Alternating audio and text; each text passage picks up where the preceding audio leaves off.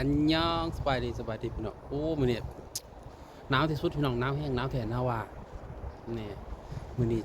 จะมาเก็บบรรยากาศงามๆมาฝากพี่น้องตอนนี้แต่วันนี้กำลังสิตกดินแหละก็เลยสิเก็บบรรยากาศมื้ออื่นที่หมาสิตกมื้อนี้เก็บไป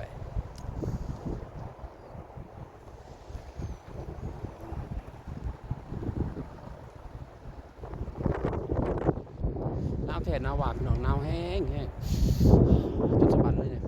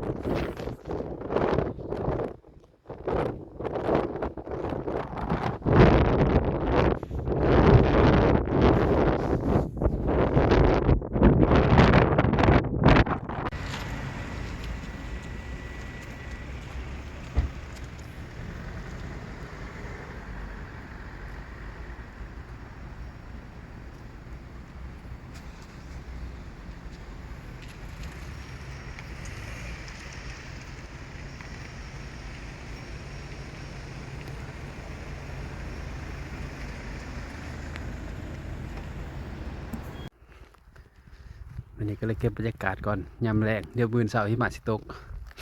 โอ้ย